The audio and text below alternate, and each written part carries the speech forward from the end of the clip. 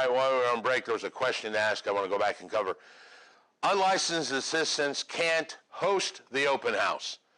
If you go to the open house, you can take your assistant with you so that they can run and get coffee or pour the Kool-Aid or do whatever. They can't do license required activities in there either. So they can't talk about the house. They can't talk about the commission, none of that. But yes, most certainly they can go and sit in there with you if you are bored and want to play ping pong. They can be your partner or, whatever. All right. So now let's flip over to, page 120, and let's talk about my commission. And I said my commission because I want you to understand it is my commission. It's not yours.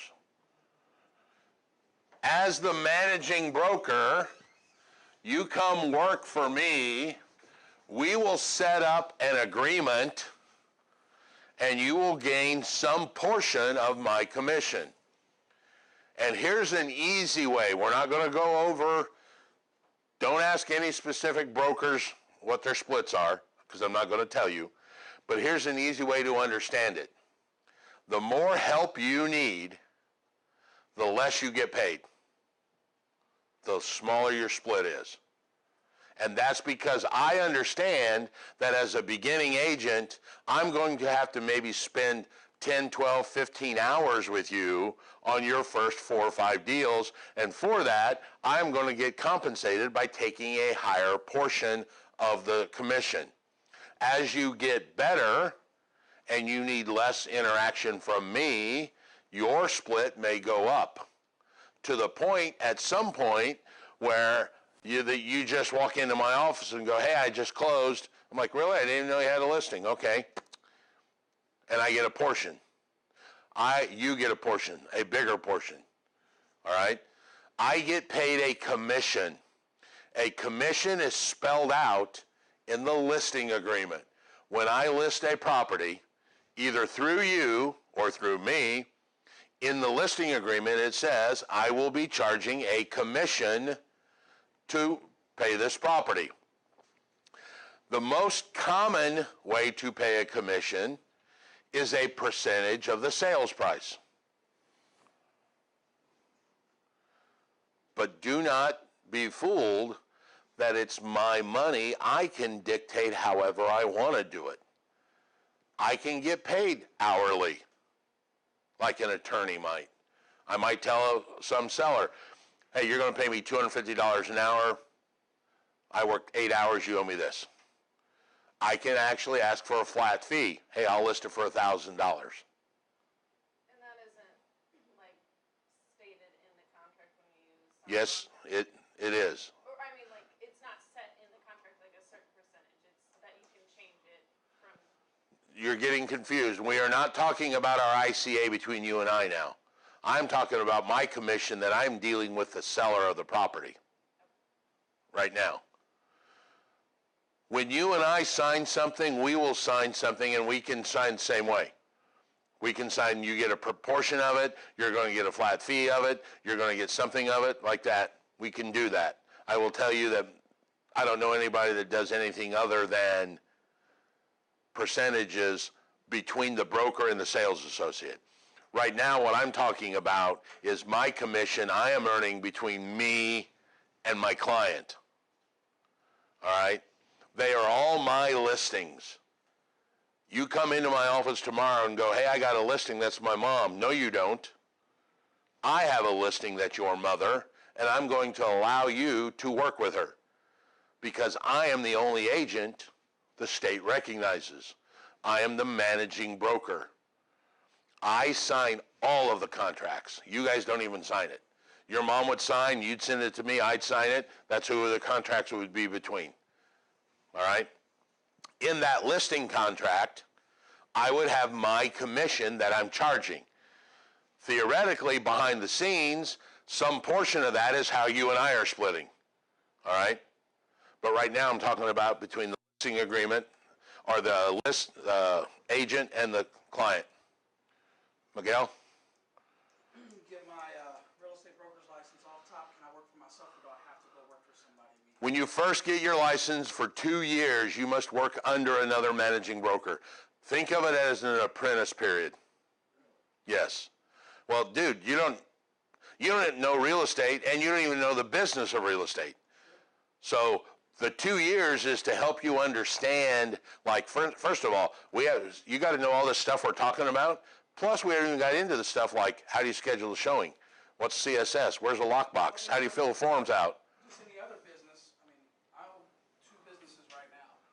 I opened them up, I didn't have to apprenticeship under anybody. So it's Are they licensed required businesses? Yeah, I mean, well, not to own it, but to perform the services. Did you have that license before? Yeah. What are they? Barbershop. Okay. People who work for me have licenses. Yeah. You don't have to have a license to own it. Different licenses are controlled by the PLA. Barbershop's one of them. Home inspectors is different. Home inspector, you pass the home inspector's test, you can start your own company. Because the home inspector license law says you can. Our license law says you cannot do that. So this is one of the businesses where you do have. This is one of the businesses where you have to, here's another good example. License law says you have to take the school to sit for the exam. Series 7, which is a stockbroker, you guys can walk down and take that test today. There is no required school for that license. Used to be, until the mid-80s, if you could walk in and pass the bar exam, you could be an attorney. Now the bar exam requires a JD degree or equivalent to even sit for the exam, to keep you from doing that. Same thing here. You can't just walk in and take the real estate exam. You got to have the class. All right? But the Series 7, to be a stockbroker, you can walk in, take the test, and tomorrow pass it and go, hey, I'm now a stockbroker. All right? The Indiana real estate law says you have to have, somebody has to hold your license for 2 years. Yes. That was another change. It went from 1 year to 2 years. That helps you keep the integrity of the business. Right. That helps our professional from going out there and practicing, because I'm behind you going, hey, Miguel, you can't do that. All right? So that's what I said. For 2 years, think of it as an apprenticeship. All right? That's the easiest way to think about it. And it's a minimum of 2 years. You may never leave. Mike Cagle's a good friend of mine at Tucker. He just got his 30-year pin of being at Tucker. He was actually my agent before I got into this business. In 99 when I got in, he was my agent in 97 and 8.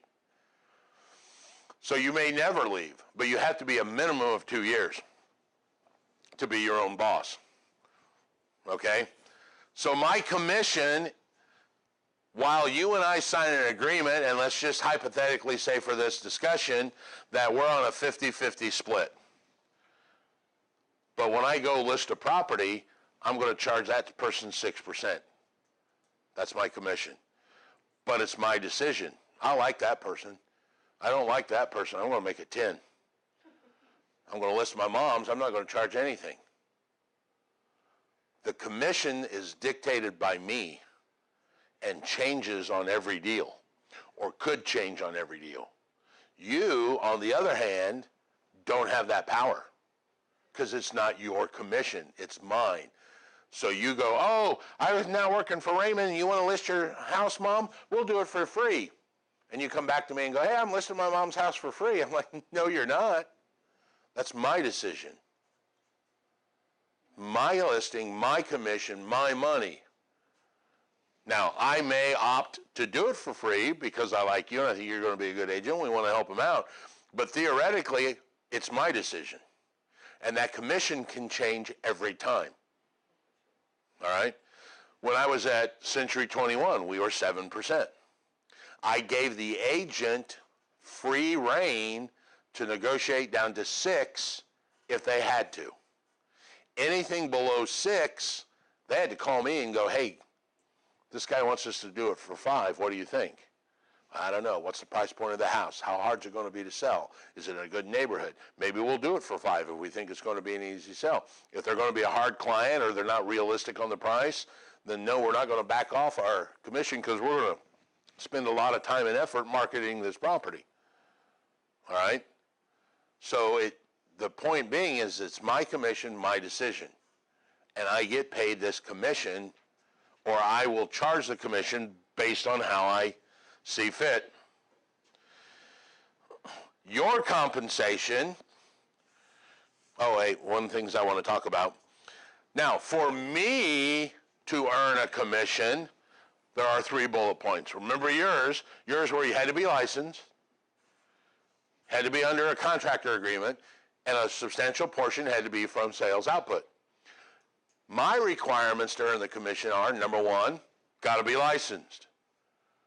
Number 2, I have to be employed under a contract with my client.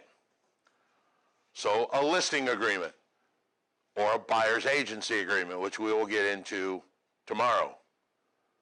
And the third one is I have to be the procuring cause. Here's where 80% of your arguments in your career will come from. Procuring cause means you are the one that started the process that eventually led to a sale. It was your fault. And in this case, my fault's a good thing. I am the one that convinced the seller to sell by signing a listing agreement, putting it on the market. We found a buyer. I am the procuring cause. They now owe me a commission. I'm licensed. I had a signed listing agreement, and I'm the one that caused them to sell their house. I'm talking about me, the managing broker, because it's all mine. And with that 3 or 5% or whatever I charge, I am going to give a portion to the other side of the table for bringing the buyer. Say I charge 6%, I'm going to give 3 to the buyer, or their agent, rather.